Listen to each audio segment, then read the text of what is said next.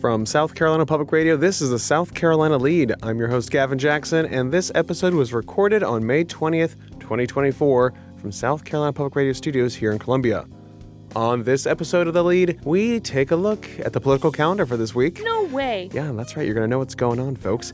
We're going to hear from Senator Tim Scott about the latest Veep speculation and his thoughts on RFK Jr.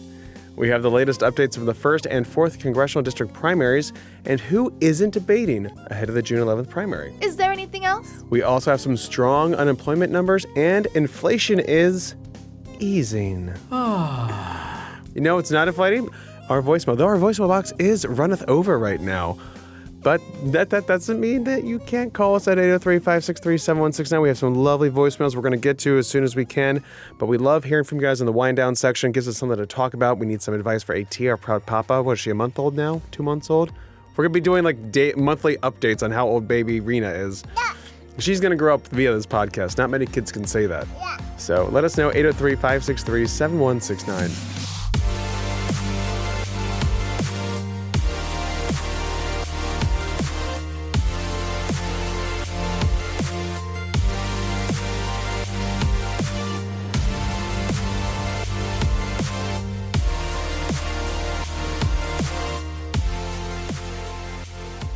Let's start off with our calendar for the week. Fine. Looking at Governor Henry McMaster, he has a busy Monday. He had a busy Monday, I should say, with a press conference with the South Carolina Department of Parks, Recreation, and Tourism, also known as PRT around here, recognizing National Travel and Tourism Week. That's right. We are in National Travel and Tourism Week. How are you celebrating? 803-563-769. Also, that was followed by the I-26 widening Calhoun Phase kickoff event. Yes. I-26 keeps getting wider, folks. I was down with SCDOT officials in Swansea. On Tuesday, McMaster will participate in the Governor's Officer of the Year award ceremony in Columbia. On Wednesday, McMaster and First Lady Peggy McMaster will attend the topping off ceremony for the Jean and Hugh K. Leatherman Behavioral Care Pavilion in Florence. And on Thursday afternoon, McMaster will hold a ceremonial bill signing for H-4042. That's the defining anti-Semitism bill at the State House. Busy week. Moving up to Congress, Politico reports that Senate Majority Leader Chuck Schumer is trying to make this Border Security Week. So, Travel and Tourism Week down here, Border Security Week up in D.C. In a letter to senators, the Majority Leader said he will be bringing the bipartisan Border Act negotiated by Senators James Lankford of Oklahoma, Chris Murphy of Connecticut, and Kyrsten Sinema of Arizona back to the floor this week. Now, the bill is unlikely to pass, and Schumer noted that he knows that not every Democrat will support the legislation. In February, 5 Democrats voted against advancing the bill, and that's when it was tied to the foreign aid supplemental. So, different time right now. Looking at the 2024 campaign trail, the Trump hush money trial continues in Manhattan. Oh, how you doing? On Tuesday, President Joe Biden holds an official event in Nashua, New Hampshire, and fundraisers in Boston. Thursday, Biden hosts a bilateral meeting, news conference, and state dinner with Kenyan President William Ruto. Trump visits the South Bronx for a campaign event, and on Friday, Robert F. Kennedy Jr. speaks at the Libertarian National Convention in Washington. On Saturday, Biden delivers the commencement address at West Point, and Trump speaks at the Libertarian National Convention. And don't think that we forgot about the Sunday shows. We always seem to have someone on there, and that's why we're bringing it to you, so you know what they were talking about on Sunday, the Lord's Day for politics. On Sunday, Senator Tim Scott was on Sunday Morning Futures on Fox Business Channel with Maria Bartiromo, where she started off by asking him whether RFK Jr. should be allowed on the debate stage with President Joe Biden and former President Donald Trump come June and September.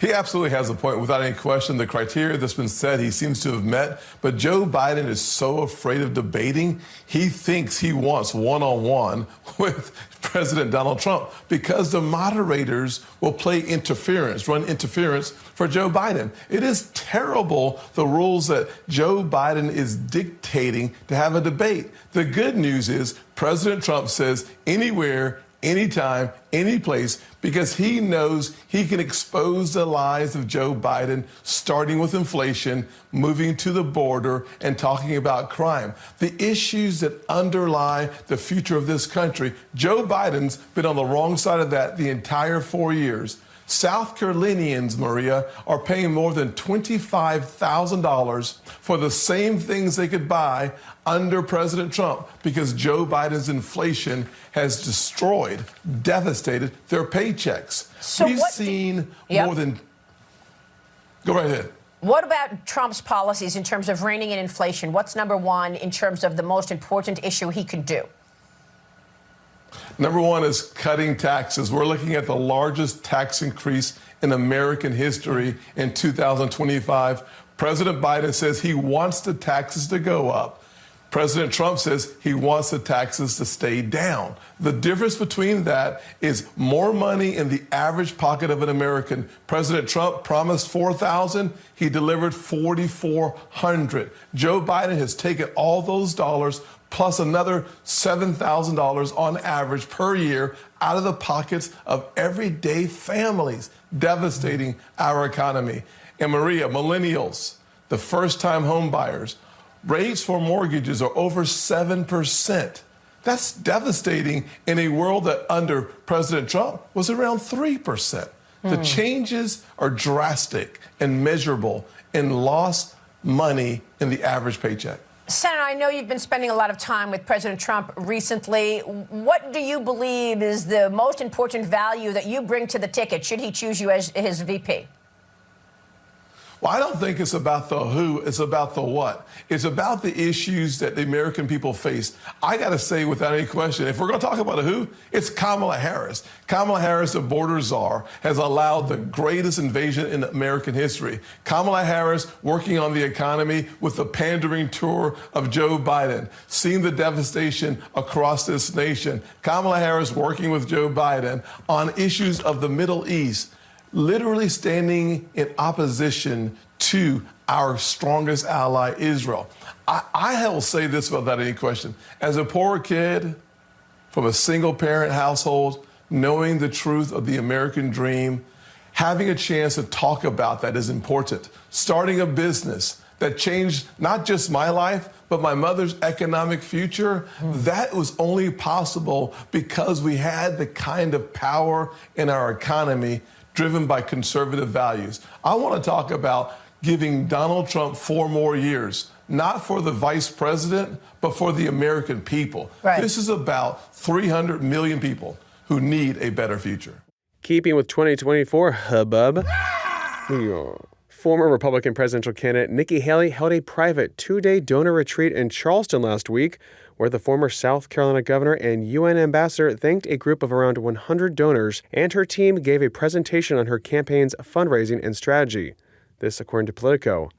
The outlet also reported that Trump was barely mentioned, even as Haley continues to rack up votes in primaries despite dropping out of the race in early March. The Charleston retreat showed the former GOP candidate continues to have the backing of an extremely loyal group of donors and supporters who plan to keep following her. And Haley is also set to give a speech at the conservative Washington think tank, the Hudson Institute, where she is a fellow, on Wednesday.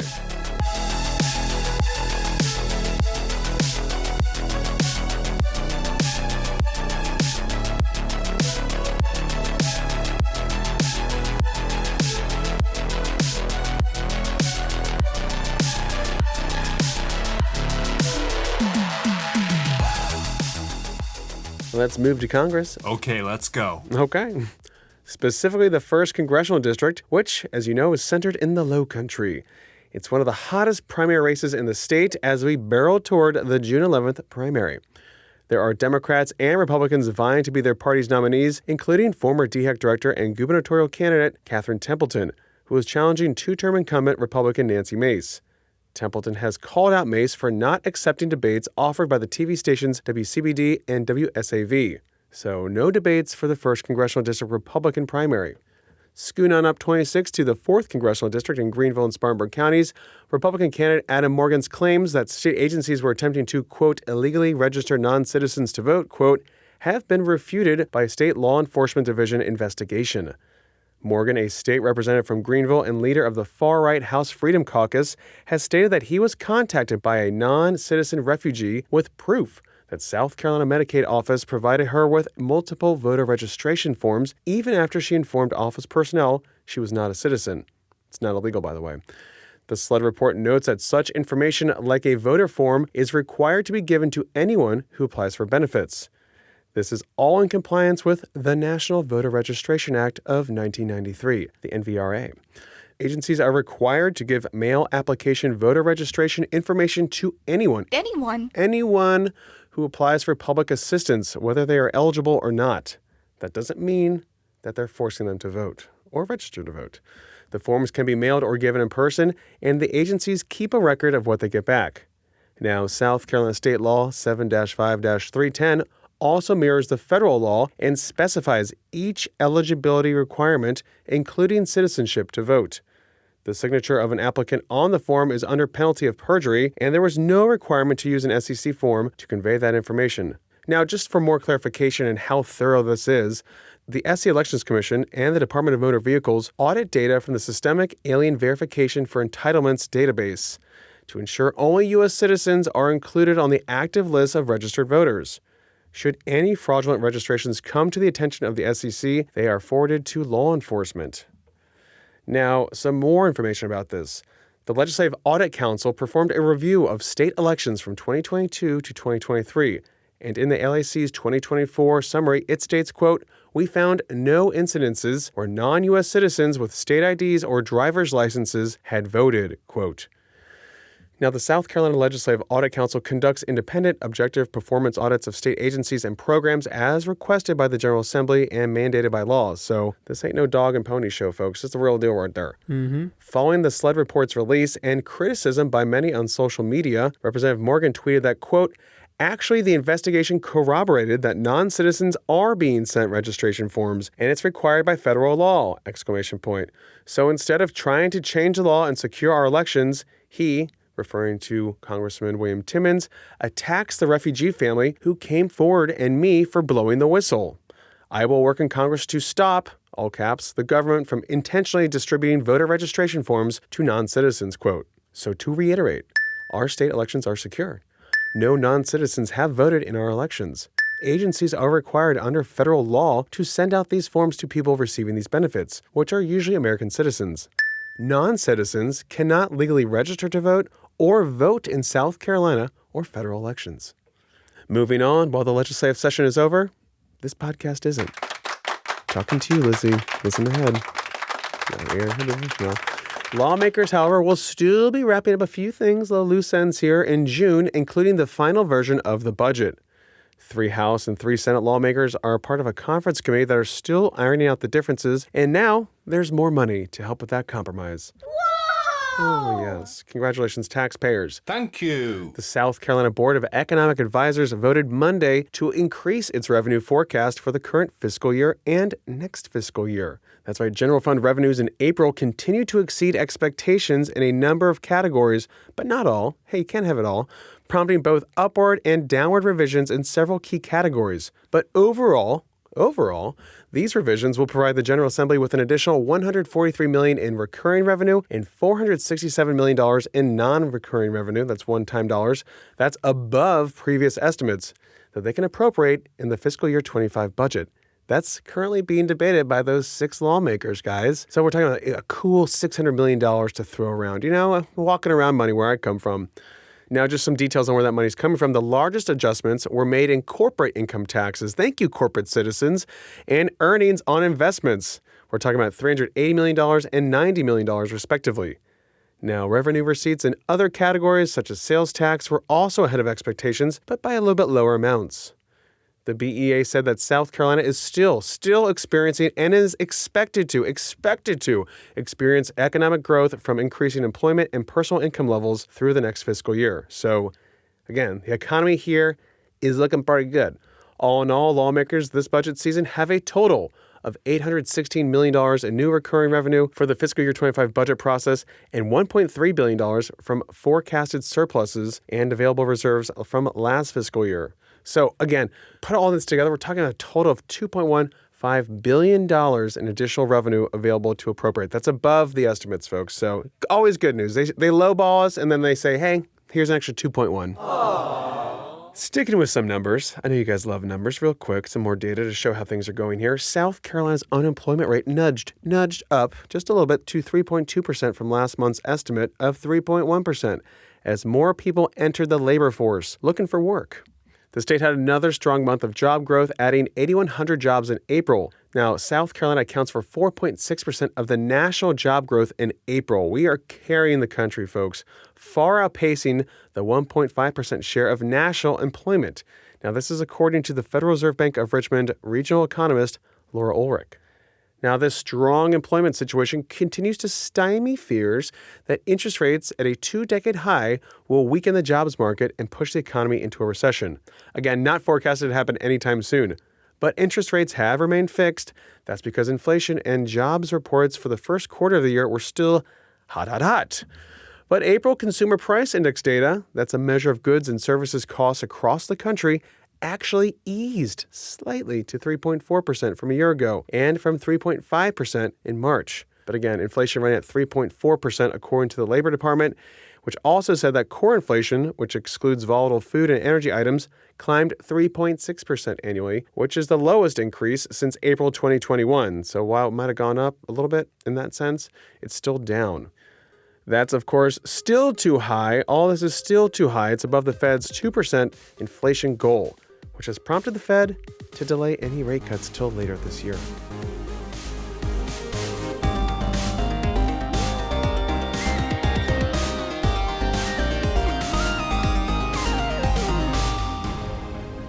Welcome to the wind down section, our little break from the news. We're glad you're here. A.T. Shire, lead producer, I'm glad you're here. You've had a Monday. Oh, I've had quite a bit of a Monday. I get why Garfield doesn't like these things. Did you see that? Garfield has a star on the Walk of Fame. He put his big paws in some cement the other day. They had a big fake Garfield doing it. The real Garfield? Well, I mean, I don't know if he's still around. Was it Chris Pratt in a suit? But it was everyone's favorite Garfield? A big Garfield. So they had like two assistants pushing his paws down, and he got up and he's like, ah! Like, I'm a sucker for that kind of stuff. Yeah. Cat pop culture, always good. Oh, lasagna. I think Kathy deserves a star on the Walk of Fame. I'm much more of a Heathcliff man myself. Chocolate. Maybe Snagglepuss. I feel like I'm living every day more and more these days at work in a Kathy cartoon. Gavin, he's saying ack. He's saying ack. I walk around with a measuring tape around my waist and I'm like, swimsuit season. Oh, I bet, as much as these Gen Z kids love to culturally appropriate the 90s. Yes. They don't know all the ins and outs like a Catholic cartoon. Our culture is not your costume, okay, Thank kids? you. Okay, kids, take those baggy jeans off. But that's all they're doing. We talked about it last time. They need to use stuff that sucks for long periods of time. And they don't have that ability, so you don't get the full experience. Everything kids. they have rules, okay? To speak in 90s parlance. Far out. It rules, Far out, bro. okay, folks?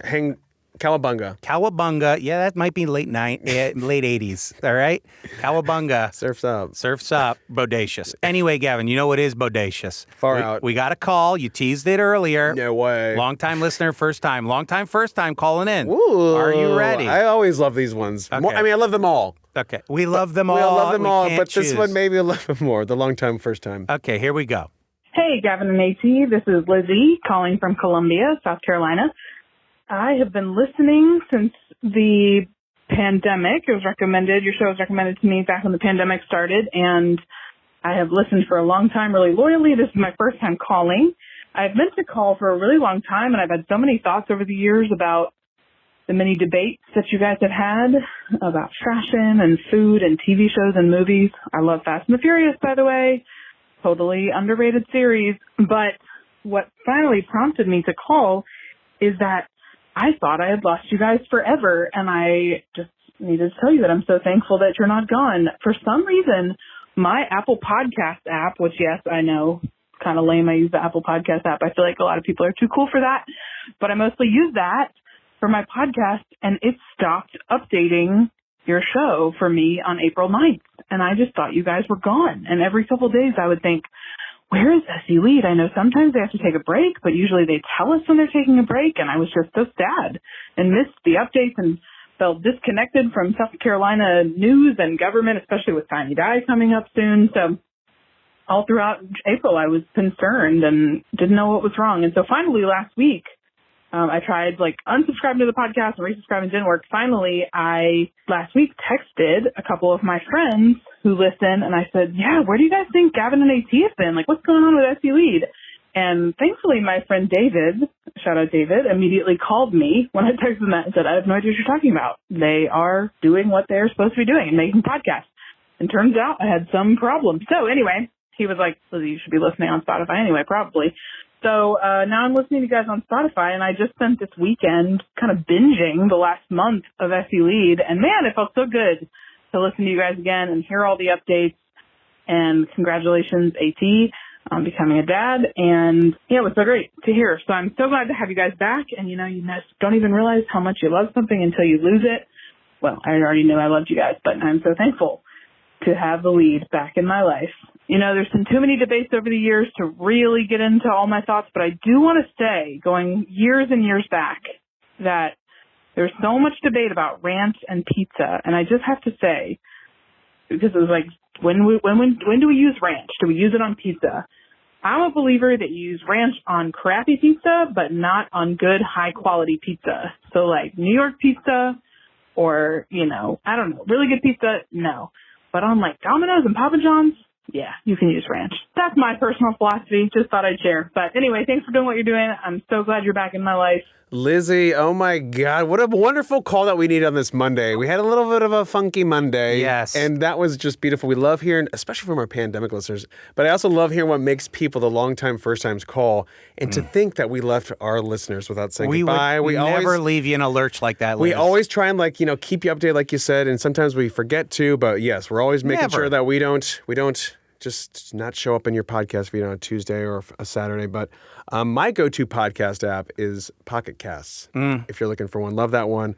I also listen to Amazon Music, but I don't like to do my music with my podcasts. Yeah, I like to keep them separate. Church and state. I used to have I used to use the Google Podcast app because I have a Pixel, not a brag. And they got rid of it and tried to make me use YouTube Music to listen to podcasts. Absolutely not. So I am one of the few, the proud, honestly, the not proud, people who are using the Amazon Music app to listen to my podcast. Yeah. It's terrible. But Lizzie, also, Apple Podcasts, totally fine. Yeah, still, we're not totally going to fine. dump on Apple Podcasts, except for that glitch. So hopefully some of our other Apple Podcast listeners. We're always on SouthCarolinaPublicRadio.org, Lizzie. We live there, too. Also, you could text the number, or you could DM us on any number of things. I would gladly talk you through it, Liz.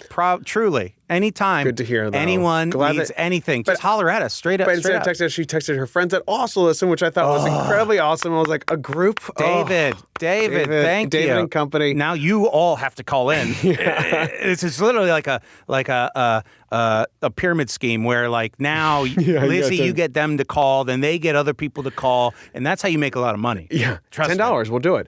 And also, I know she was saying she didn't have time to wait on all the hot takes over the years. Who does? We barely do. But the pizza and ranch debate, we in AT and I agree with that if you're going to do that, it's abomination. It's for bad pizza. And I just, I let people do what they want. I'm a pineapple and ham guy. Disgusting. That's my thing. Ham. There's so many better pork products to put on a pizza than ham.